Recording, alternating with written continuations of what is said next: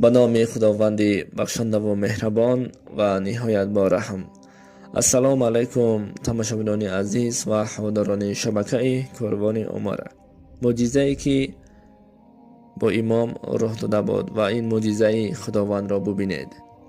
اگر ملال نشود دوستان عزیز، در زیر ویدیو یک لایک گذارید. یک امام بود، او دائما نمازش را زیبا و دور و دراز می‌خواند.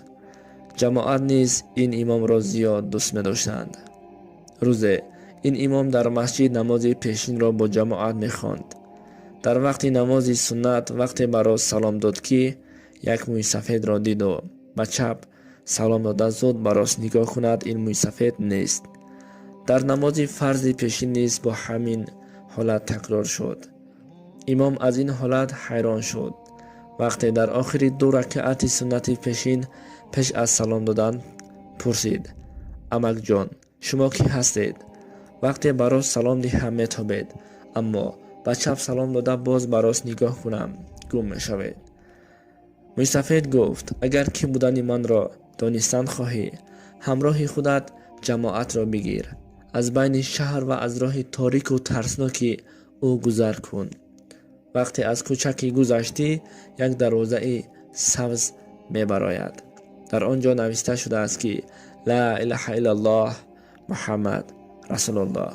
در را باز کن و در همانجا کی بودن من را خواهی فهمید. امام زود واقعه شده را به جماعت نقل کرده داد و از آنها پرسان شد: با همراه من می روید به همان کوچه؟ جماعت راضی شدند. اما وقتی به جایی که تاریک و ترسناک بود، امام به پسش نگاه کند که از جماعت هیچ کسی نبود، همه گریخته رفته است. امام از کوچه گذشت، همان دروازه سبز را دیده و از زیبایی در چشمانش خیره گشت. در را باز کرده به داخل در آمد.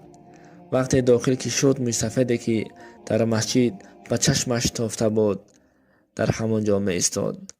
گفته های شما را کردم و از کوچه که شما گفته بودید گذشتم، اما جماعت من را تنها گذاشته خودشان گریخته رفتند.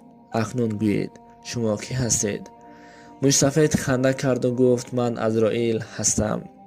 وقتی در نماز سنت پیشین تو به دست راست سلام داده بودی، من روح تو را مثل که یک تاری موی سری که در خمیره هست چونین کشیده گرفته بودم که اما تو این را حس نکرده بودی. کوچه تاریک این تابوت تو.